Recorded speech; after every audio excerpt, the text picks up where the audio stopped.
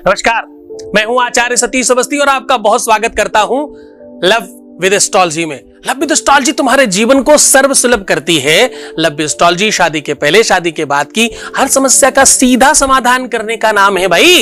Love with astrology तुम्हारे relationship, तुम्हारे प्यार, तुम्हारी हर एक पर्सनल समस्या का सीधा समाधान है। अब प्रेम चाहे विवाह के पहले हो चाहे विवाह के बाद हो, प्रेम तो प्रेम है।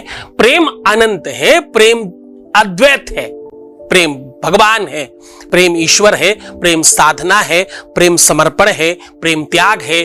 प्रेम एक अद्भुत एहसास है। प्रेम को जितना कुछ कहा जाए वो कम है। प्रेम को समझने और जानने के लिए जब तक आप उस सरोवर में स्वयं डूब नहीं जाते, जब तक आप स्वयं डुबकी नहीं लगाते, तब तक आपको नहीं पता चलता। अगर आपके प्रेम सरोवर में किसी भी तरह की आ रही है तकलीफ, तो आज का दिन आपका है। आज मैं बात कर रहा हूं कि तुम हमेशा कहते हो कोई ऐसा उपाय बताओ जो हम बहुत आसानी से कर सकें। ये सामान मिलता नहीं, वो सामान मिलता नहीं। वैसे बड़ी खास बात कहता हूं कि मैं हमेशा वही चीजें बताता हूं जो तुम्हारे घर में पड़ी होती हैं। फिर भी आज मैं कुछ ऐसा बताने वाला हूं जो 100% जितने भी व्यूअर्स देखेंगे ना, सबको फायदा होगा। आप देख रहे हैं लव विद एस्ट्रोलॉजी।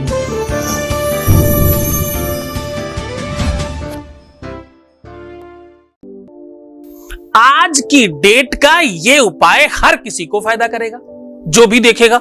यानी अगर इस वीडियो को हमारे 50,000 लोगों ने देखा एक दिन में, तो 50,000 लोगों को प्यार उनका मिल जाएगा।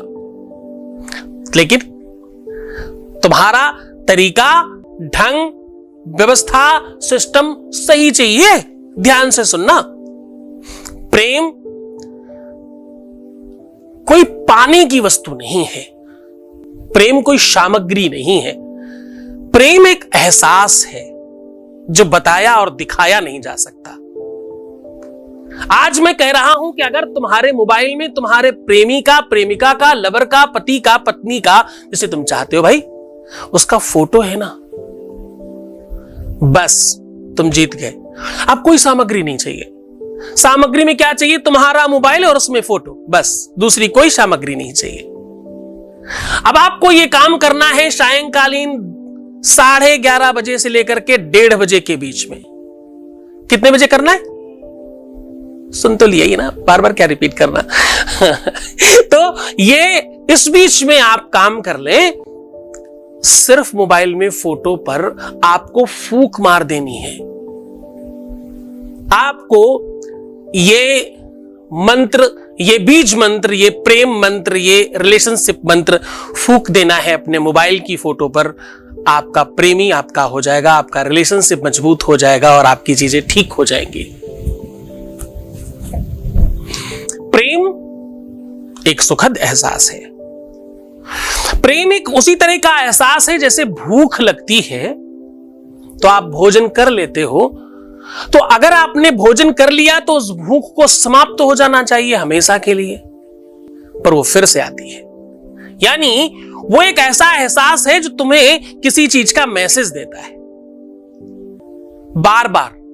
यानी वो भूख तुम्हारे अंदर की वस्तु है और तुम उसे बाहर की चीजों से भरना चाहते हो।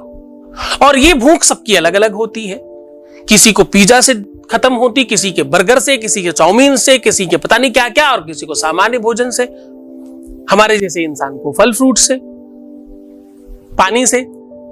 तो सीधा और वास्तविक अगर हम इसका मतलब आपको बताएं तो आप बहुत ध्यान से समझने की कोशिश करना कि प्रेम नितांत पर्सनल वस्तु है। आपके शरीर का कोई भी ऑर्गन इतना पर्सनल नहीं है जितना आपके लिए प्रेम पर्सनल है। आपके दुनिया में कोई भी रिलेशन इतना महत्वपूर्ण नहीं है जितना प्रेम आवश्यक है। अब इसमें तुम गलतियां कहां कहां करते हो? गलती करते हो तुम प्रीवियस लाइफ शेयर करके, गलती करते हो प्रीवियस चीजों को सामने रख करके, गलती करते हो अपने घर वालों की खूब बुराई करके, गलती करते हो तुम पैसे दे करके, गलती करते हो सेंट, परफ्यूम, पर्स, सॉक्स, अंदर वाले कपड़े और पता नहीं क्या क्या क्या क्या, ये सारी की सारी चीजें देकर, मैंने कई एपिसोड्स में बताया, वहां आप देख सकते हो, देकर नष्ट कर देते हो तुम।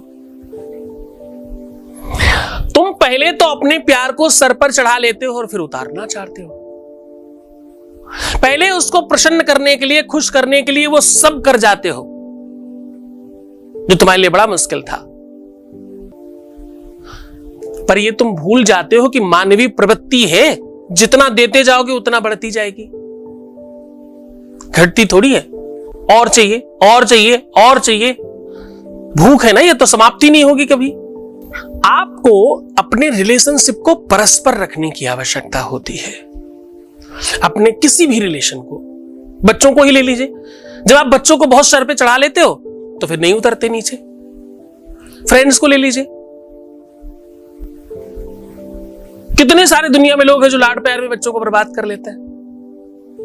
अतिशय किसी भी चीज की नुकसानदेह, अति सर्वत्र वर्जते, ऐसा वेद कहता है।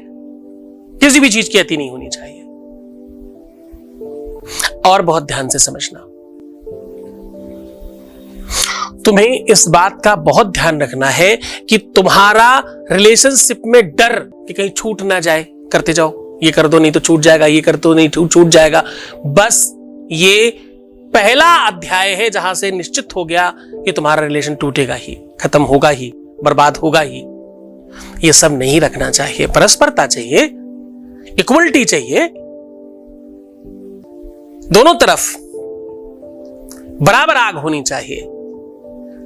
चिकित्सक की पतंग जलता है, लेकिन किसी लड़की ने किसी को पूछा कि यार ये पतंगा दिए में जाकर के जल जाता है, और दिया तो बड़ा सुंदर जवाब दिया, वो सुनने लायक है। सखी पतंग जलता है, लेकिन संग संग दीपक जलता है, दोनों ओर प्रेम पलता है, दोनों ओर। एक तरफ होगा तो नहीं चलेगा कि दोनों ओर प्रेम पलता है। तो जब दोनों तरफ परस्परता होगी, और ये परस्परता नहीं हो तो क्या करें, आज का दिन वही बताने का है। आज हम वही सब बात कर रहे हैं कि अगर परस्पर प्रेम नहीं है, अगर परस्पर दोनों एक दूसरे को बांधते नहीं है, एक तरफा रिश्ता चलाने की कोशिश की जा रही है, अगर इस रिलेशन को तुम अकेले खींच रहे हो और तुम उससे असंतुष्ट हो, इस बात से तुम चाहते हो कि भाई तुम्हारा रिलेशन परस्पर हो जाए, बराबरी में आ जाए, कोई भी वो रिलेशन हो, वो चाहे कितना भी पर्सनल हो, वो चाहे तुम्हारी मैरिज लाइफ की बात हो, चाहे पर्सनल लाइफ की बात हो, चाहे किसी भी तरह की बात हो, हर एक परिस्थिति में, हर एक सिचुएशन में हम तुम्हारे साथ में हैं। सिचुएशन, कंडीशंस, व्यवस्थाएं, ये सारा का सारा तुम निर्माण करते हो। ये तुम्हारा अपना इंडिविजुअल क्राइटेरिया है, ये तुम क्रिएट कर रहे हो ना। तुम्हारा डर, तुम्हारा भय, तुम्हारी व्यवस्था और तुम्हारा उन्माद तुम क्रिएट कर रहे हो। ये तुम्हारा है, ये तुम्हारी व्यवस्था है, और इसको तुम मजबूत कर सकते हो। अब हम बात कर रहे हैं इसको कैसे सब ठीक किया जा सकता है। डर, भय, आपको एक बात पता है, डर संदेह का दूसरा नाम है, डर कंफ्यूजन का दूसरा नाम है, या यूं कह लो कि भ्रम का दूसरा नाम डर है। जब तुम भ्रमित होते हो तो डरते हो। बचपन से तुम्हें किया जा रहा है चुपचाप सो जाओ, नहीं तो बाहर से डॉगी आ जाएगा, अभी बिल्ली आएगी और पकड़ने वाले बाबा जी आने वाले हैं। ये सब क्या था एक्चुअली? ये सारा का सारा भ्रम था, ऐसा सच थोड़ी था। तो वो भ्रम ही डर है। जिस भी डर में तुम हो, उस भय से बाहर आ जाओ, क्योंकि ध्यान रखना, भय हमेशा तुम्हें कमजोर करेगा और सब बर्बाद कर देगा। तो उस भय से, इस अव्यवस्था से, ये सारी की सारी सिचुएशन से बाहर आने के लिए आज तुम्हें क्या चाहिए? मोबाइल में उनकी फोटो खींचने मत लग जाना। तो खींच मेरी फोटो तो खींच फोटो खींचनी नहीं, आपके पास अपने पास रहेगी। तो आप उस फोटो को, अब देखो साहब, थोड़ी तो मस्ती चाहिए, प्रेम की बात है ना, प्रेम ऐसे थोड़ी चलता है। हम तो तुम्हें सिखाते ही हैं कि मस्ती करो, हंसो, खूब मुस्कुराओ, अपने को सुंदर बनाओ और पानी खूब पियो। ये तो मैं रोज सिखाता हूं। प्रीवियस लाइफ मत बताओ, घर की बुराई मत करो, अपनी गलत चीजें सामने प्रस्तुत मत करो, अच्छी अच्छी चीजें रखो यार। हाँ, दिल का मेहमान है तुम्हारा, अच्छी अच्छी चीजें रखो उसके सामने, बुरी चीजें क्यों रख देते हो? रोक दो।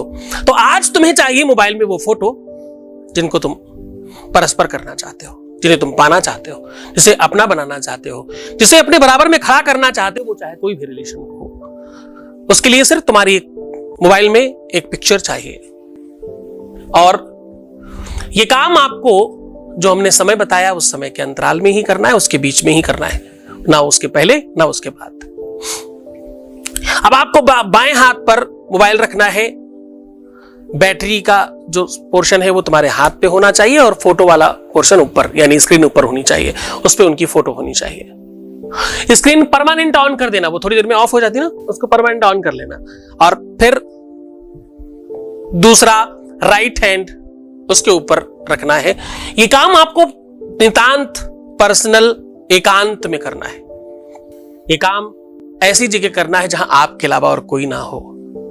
कोशिश करें जितना ज्यादा आप उस समय सुंदर और आकर्षक हो, जितना ज्यादा आप बेहतरीन हो सके, जितना ज्यादा आप उस हिसाब से हो सके जैसा तुम्हारा पार्टनर तुम्हें पसंद करता है, तो आपके लिए ज्यादा अच्छा होगा। और इस मंत्र को बोलकर फूंक मार देनी है। और फूंक मारते समय ये ध्यान रखना है, इस बात का बहुत खास ख्याल रखना है कि आपकी श्रद्धा, विश्वास और गुरु के प्रति आदर और गुरु का आदेश होना बहुत आवश्यक है, वरना काम होना असंभव हो जाएगा। ये फूंक मारते समय आपको ध्यान रखना है कि वो काम हो ही जाएगा, ऐसा विश्वास होना चाहिए। और वो फूंक में ताकत आपको गुरु आदेश से मिलेगी, गुरु की कृपा से मिलती है। कोई भी उपाय काम नहीं करता, उपाय करता है गुरु का आदेश। गुरु कह रहा है ना, इसलिए काम होगा। कितने ऐसे पुराने पंडितों को, गुरुओं को देखा है, वो सबको एक ही बात बोलते थे, जाओ राम राम करो, जाओ राम राम करो, काम होगा। कोई किसी को बच्चा हो रहा है, किसी को एजुकेशन मिल रही, काम अलग अलग, उपाय एक, जाओ राम राम करो। उपाय तब काम करता है जब गुरु का आदेश होता है, गुरु के प्रति समर्पण हो। तो मंत्र क्या करना है? ओम ऐंकारी सृष्टि रूपायै ह्रुंकाली प्रतिपालिका ह्रुंकाली काम रूपण्यै बीज रूपे नमोस्तुते।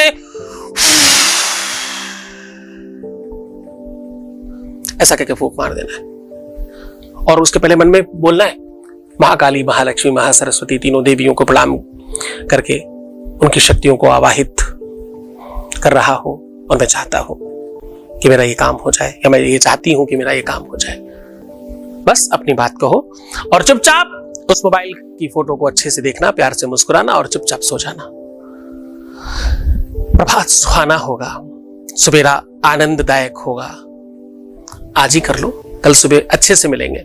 करते रहो, पता नहीं कौन सी चीज तुम्हारे लिए हो। कई जन्मों से बुला रहे हो, कोई तो नाता जरूर होगा। कुछ तो बात होगी ना, कभी तो तुम्हारी बात आएगी, कभी तो तुम्हारा नंबर आएगा। करते रहिए। क्या लगता है उपाय करने में कुछ खर्च थोड़ी हो रहा है? इतने सालों से परेशान हो, एक आध उपाय कर लो, सब ठीक हो जाएगा। भगवान शिव आपको प्रसन्न करे, आनंदित करे, सुव्यवस्थित करे, खूब सारा प्यार बढ़ाए और तुम्हें खूब अच्छा करे। पानी पीना, सुंदर बनना, अच्छा रहना और पॉजिटिव सोचने की कोशिश करना। ओम नमः शिवाय।